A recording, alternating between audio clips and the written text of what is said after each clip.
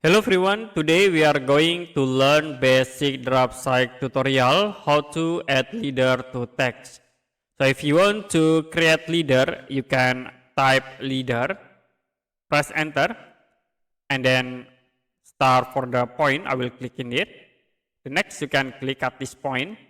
Now you can press enter to apply, and the next you can type for the text. As example, I will set into arrow. And you can press enter again to apply. So we create leader with text. You also can use the mleader command. You can type mleader, press enter. I will click at this point, move into here. The next you can type for the text. I will set into example, click outside to apply.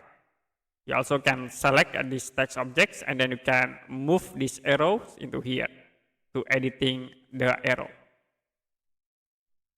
Okay, that's it for a basic Draftsight tutorial how to add a leader to text. If you have any question about tutorial, you can comment below this video.